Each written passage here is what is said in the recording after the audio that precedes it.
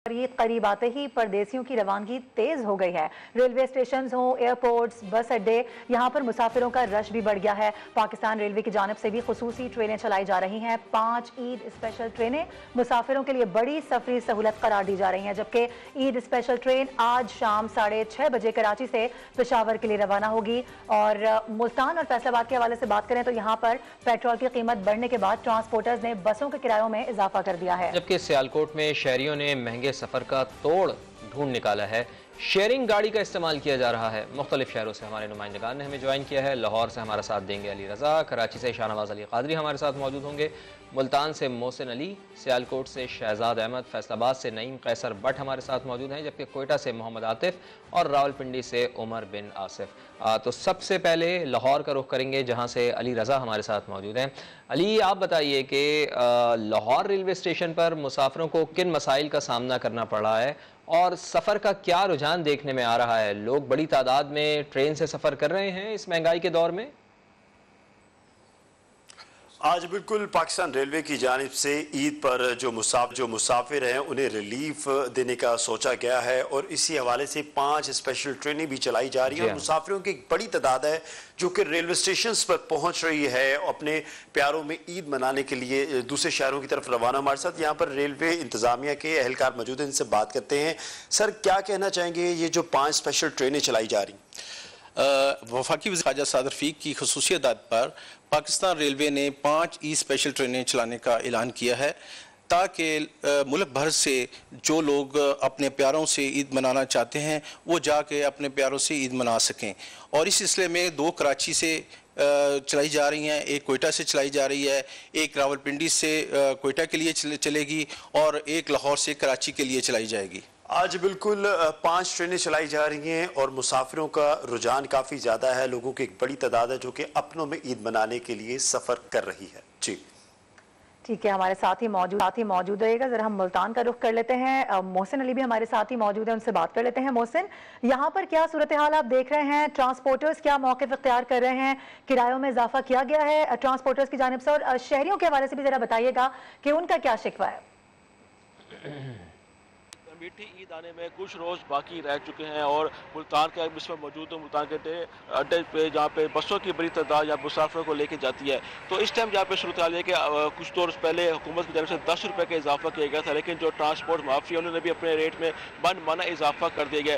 जो ईद मनानी होती है, अपनों के साथ मनानी होती है, तो शहरी हैं, मुसाफिर हैं, वो यहाँ पर आ रहे हैं और रेट्स पता कर रहे हैं कि हम पहले बुकिंग करवा लें। लेकिन जब यहाँ पहुँचे हैं तो रेट सुन के उनके वो आग बुगला से हो गई। उनका कहना था कि कुछ दिन पहले तो यहाँ रेट पे काफ़ी कम थे, लेकिन आज से ही कहना रेट में इजाफा कर दिया। अगर हम मुजफ्फरगढ़ के हवाले से बाकी मुल्तान के नवाई इलाके मुजफ्फरगढ़, वहाँ पर पहले जो गाड़ियों का रेट था वो सिर्फ 1100 रुपये था, लेकिन जो नॉन एसी और एसी गाड़ी उन्होंने अपने मन इजाफा कर दिया। जो इस टाइम जो रेट है वो 1300 से 1500 तक पहुँच चुका है। जबकि टीजी खान की बात करें तो टीजी खान का रेट इस टाइम 2500 रुपये फी टिकट है। इससे पहले वो 2000 रुपये की टिकट दी जा रही थी। अगर लाहौर की बात करें तो लाहौर के जो रेट है वो 1500 रुपये फी टिकट है एसी के साथ। पहले ये टिकट 1200-1300 की होती थी। तो मुसाफिर को ये कहना है कि हमने अपने घर वालों के साथ ईद मनानी है, तो इससे पहले यहाँ पर जो ट्रांसपोर्ट माफिया उन्होंने रेट में इजाफा कर दिया, जिसकी वजह से मुसाफिर हैं उनकी मुश्किलात में इजाफा हो गया। जबकि ट्रांसपोर्ट मालिकान का ये कहना है कि पेट्रोलियम मुसाफिर की कीमतों में इजाफा की वजह से और बसेस की कमी की वजह से उन्होंने रेट में इजाफा कर दिया है, जिसकी वजह से मुसाफिर परेशानी का शिकार है। जी ठीक है, हमारे साथ मौजूद थे मोहसिन अली और मुल्तान से हमें आगाह कर रहे थे। तो महकमा रेलवे तो कुछ रिलीफ दे रहा है मारूफ, रेलवे के महकमे ने लोगों को रिलीफ दिया है, लेकिन मुसाफिर जाए ना जाए, लेकिन सीज़न नहीं जाना चाहिए। तो ट्रांसपोर्टर्स कुछ यही करते हुए दिखाई दे रहे हैं, वो बिल्कुल रिलीफ देने के लिए तैयार नहीं है। मोहसिन ने जिस तरह हमें आगाह किया कि ज़ायद किराए उनकी जानिब से वसूल किए जा रहे हैं, लेकिन इसका तोड़ भी निकाला है। हमारे नुमाइंदे शहजाद अहमद हमें बताएंगे, सियालकोट से हमारे साथ मौजूद हैं। शहजाद, ये बताइएगा कि ज़ाहिर है ट्रांसपोर्टर्स तो मनमाने किराए वसूल कर रहे हैं, तो अब लोगों ने शेयरिंग गाड़ी के इस्तेमाल से मुसाफिर कितना पैसा बचा रहे हैं? चूँकि फ्यूल की कीमत ज़्यादा है, बहुत ज़्यादा है, तो इसी वजह से एक गाड़ी में अगर एक बंदा जा रहा है तो ज़ाहिर है उसको भारी पड़ेगा। तो अब शेयरिंग गाड़ी का कॉन्सेप्ट कितना यहाँ पर परवान चढ़ रहा है? और ये नया ट्रेंड भी है। जी हाँ, बिल्कुल।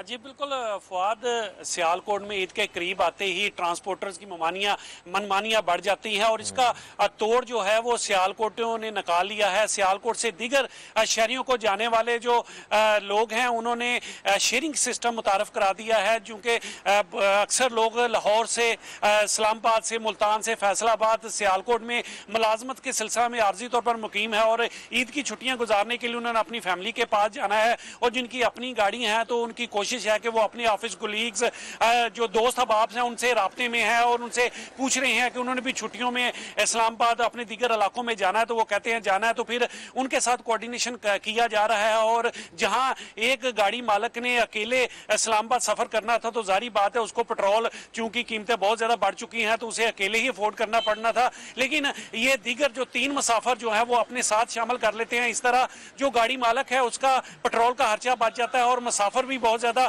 खुश दिखाई दे रहे हैं कि उन्हें आरामदेह और तकरीबन सस्ता सफर जो है मुयसर आ रहा है और बर वक्त वो अपनी मंजिल मकसूद तक भी पहुंच रहे हैं, क्योंकि सियालकोट के जो ट्रांसपोर्टर है ईद के करीब इनकी मनमानियां बढ़ जाती हैं। अभी जो ईद की छुट्टियों का आगाज नहीं हुआ, जो है ईद की छुट्टियों का आगाज हो जाएगा तो बस स्टेशन पर जो है, बस स्टैंड पर बहुत ज्यादा रश बढ़ जाएगा मुसाफिरों का दूसरे शहरों में अपने घरों में ईद गुजारने के लिए जाने के लिए, तो जो ट्रांसपोर्टर है वो भी अपने मनमाने रेट जो है वो बढ़ा देंगे। लेकिन ये जो आप कह रही थी ना कि पाकिस्तान में कल्चर परवान चढ़ रहा है, तो वेस्ट में तो ये कल्चर है देखने में आता है, लेकिन ये होना चाहिए, नया ट्रेंड है और ये मेरे ख्याल है बहुत अच्छा भी है ना, इससे जिस तरह ईंधन की बचत है इससे एग्जैक्टली, और लोगों का पैसा भी बच रहा है, ये सबसे इंपॉर्टेंट चीज है।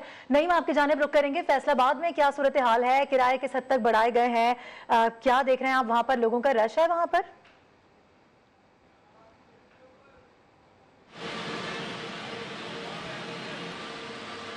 एक बड़ा तजारती मरकज़ है, सर्कज़ है, सनती शहर है। यहाँ पर रोज़ाना 3 से 4 लाख के करीब ऐसे वर्कर्स हैं जिन्होंने दीगर शहरों से फैसलाबाद में मेहनत मजदूरी के लिए या अपनी मुलाजमत के लिए उन्होंने रोज़ाना ट्रैवल करना ही होता है, तो उन्होंने भी रोज़ाना वापस जाना है। उसके अलावा 3-4 लाख ऐसे भी वर्कर्स हैं जिन्होंने ईद करने के लिए अपने शहरों को वापस जाना है, जो उनके नवाही इलाके हैं। तो रश तो रोज़ बरोज़ बढ़ता ही जाएगा, लेकिन जो इस वक्त पेट्रोल महंगा करने की कड़वी गोली जो दी गई है उससे मीठी ईद जो है वो फीकी पड़नी शुरू हो गई है, क्योंकि सिर्फ 10 रुपये पेट्रोल की कीमत में इजाफा यूँ तो किया गया है, लेकिन जो ट्रांसपोर्टर्स हैं उन्होंने फी स्टाफ 50 रुपये किराया बढ़ा दिया है। सिर्फ फैसलाबाद, ज़िला फैसलाबाद के जो आखिरी एरियाज़ जो हैं जो दूसरे अजला को लगते हैं वहाँ तक जो किराया है वो तकरीबन 400 रुपये तक चला गया है, क्योंकि इन लोगों ने रोज़ाना आना है और जाना है, तो इनका रोज़ाना का जो किराया है वो 700-800 रुपये बनता जा रहा है, जिसकी वजह से शहरी जो हैं वो इंतहाई परेशान हो चुके हैं, क्योंकि कोई चेक एंड बैलेंस नहीं है। आरटीए सेक्रेटरी की जानब से या ट्रैफिक पुलिस की जानब से किराएनामे जो है वो चेक नहीं किए जा रहे। जो रेलवे की जानब से जो आवाम को रिलीफ दिया गया है वो आटे में नमक के बराबर है, क्योंकि बहुत से कम ऐसे शहरी हैं जिन्होंने रेलवे से अपना ट्रैवल करना होता है, ज़्यादा शहरी वही हैं जिन्होंने बसों से ट्रैवल करना है, तो यहाँ पर कोई चेक एंड बैलेंस नहीं है। जबकि किराए जो हैं वो मनमाने किराए जो हैं वो वसूल किए जाते हैं। जो ट्रांसपोर्टर्स हैं उनका ये कहना है कि अखराजात बढ़ गए हैं। जो अड्डा मालकान है उन्होंने अड्डे की कीमत बढ़ा दी है, सवारियाँ जहाँ से बैठाते हैं वहाँ से उनसे पैसे ज़्यादा लिए जाते हैं, जबकि मुख्तलिफ जो हीले बहाने हैं वो उनकी जानब से तराशे जाते हैं। जबकि जो मजदूर हैं, जो वर्कर्स हैं जिन्होंने मेहनत मशक्क़त की है, कुछ पैसे इकट्ठे किए हैं कि वो ईद के लिए अपने बच्चों के लिए घर पे लेके जाएंगे, ईद सेलिब्रेट करेंगे, तो वो जो है वो किसी तरीके से जो ट्रांसपोर्टर्स हैं वो लूटने के चक्कर में, उनकी जेब से निकालने के चक्कर में यहाँ पर हमें दिखाई दे रहे हैं। बिल्कुल आपने सही कहा कि महंगाई ज़्यादा है और अगर कुछ किसी ने पैसे बचा भी लिए हैं तो फिर ये ट्रांसपोर्टर्स चाह रहे हैं कि वो सारे पैसे इनकी जेबों में चले जाएं। हमारे साथ मौजूद थे हमारे नुमाइंदे, हमें नईम फैसलाबाद से आगाह कर रहे थे। अब कोयटा का भी रुख कर लेते हैं। आतिफ, आप बताइएगा कि कोयटा में क्या ट्रेंड है, लोग तरजीह किसे दे रहे हैं? क्या बसेस से अपने प्यारों के पास पहुँचने के लिए ये ट्रेंड चल रहा है या फिर लोग ट्रेनों का इस्तेमाल कर रहे हैं, ट्रेनों को तरजीह दे रहे हैं? और ये भी बताएं कि कोयटा से कितनी स्पेशल ट्रेनें कब कब रवाना होंगी, कितने मुसाफिरों को लेकर कहाँ के लिए रवाना होंगी? जी बिल्कुल, कोयटा से भी ईद मनाने के लिए जो है बड़ी तादाद में लोग जो है अपने आबाई इलाकों का रुख कर रहे हैं। कोयटा से एक ईद स्पेशल ट्रेन चलाई जा रही है जो 10 बजे अब से थोड़ी देर बाद यहाँ से रवाना होगी। ये ट्रेन जो है मच, सिब्बी, रोड़ी, सखर और रावलपिंडी से होते हुए कल शाम को जो है पिशावर अपनी मंजिल पर पहुँचेगी।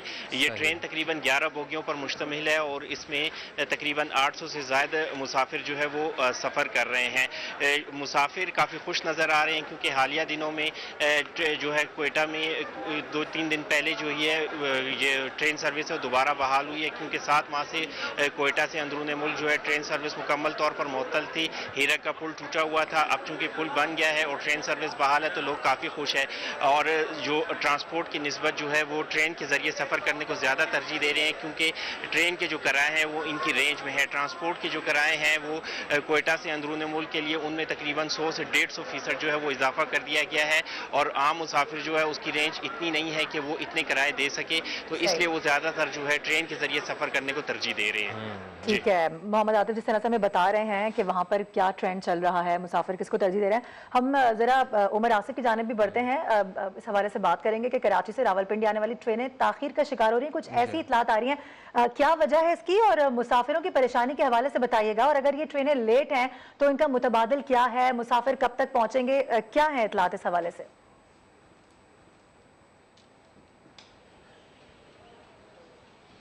जी बिल्कुल, देखिए हमारा मुल्क भर की तरह रावलपिंडी में भी जो है इस टाइम बड़ी तादाद में परदेसी अपने प्यारों में ईद मनाने के लिए रवाना हो रहे हैं। मैं इस टाइम मौजूद हूँ रावलपिंडी के रेलवे स्टेशन पे। हमने जब यहाँ पे जो ट्रेन है तमाम मुल्क से आने वाले उनका शेड्यूल देखा तो उसमें जो सुबह रफ्तार है वो सिर्फ बर वक्त 11:55 में पहुंचेगी, जबकि जो कराची से आने वाली हजारा एक्सप्रेस है उसने 1:30 बजे रावलपिंडी पहुंचना था, लेकिन अब इसकी भी आमद में 1 घंटे की ताखीर है। पाकिस्तान एक्सप्रेस जो है वो शाम 3:15 बजे आनी थी, लेकिन वो भी अब बताया जा रहा है कि वो 30 मिनट लेट जो है यहाँ पहुंचेगी। इसके अलावा जो तेजगाम जिसने शाम 7 बजे पहुंचना था, अब उसके बारे में बताया जा रहा है कि वो 8:45 पे यहाँ पे पहुंचेगी। जब जो रेलवे इंतजामिया है इससे हमारी बात हुई तो इनका यही कहना था कि कराची से जितनी जो अभी ट्रेनें आ रही हैं उनको ताखीर का सामना है, वहीं से जो है चूंकि ट्रेन लेट रवाना हो रही है इस वजह से वो रावलपिंडी भी लेट पहुंच रही है। लेकिन रावलपिंडी पहुंचने के बाद जितनी भी ट्रेन है वो अपनी मंजिल पे बर वक्त जो है रवाना होंगी। 15 मिनट के करीब जो है रावलपिंडी में स्टॉप किया जाता है, जिसपे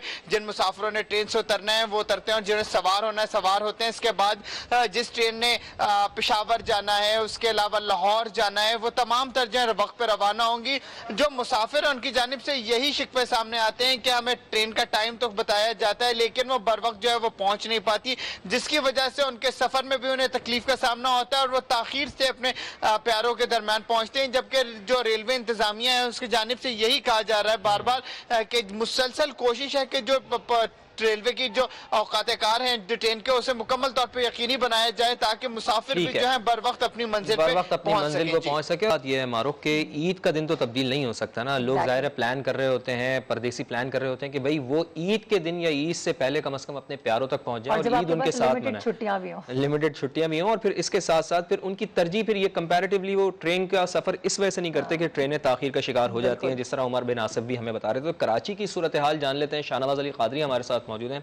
शाहनवाज, आप ये बताइएगा कि इस वक्त स्टेशन पर सूरत हाल क्या है और स्पेशल ट्रेन्स किस किस वक्त चलाई जाएंगी और मुसाफिर क्या इन स्पेशल ट्रेन्स को यूटिलाइज कर रहे हैं? बड़ी तादाद आपको नजर आ रही है, बुकिंग उन्होंने कराई है इन स्पेशल ट्रेन्स में? देखिए, कराची पाकिस्तान का दिल कहा जाता है और हज़ारों लोग कराची रुक करते हैं मुलाजमत के लिए और उनकी यही ख्वाहिश होती है कि ईद जो है वो अपनों में जाकर मनाएं।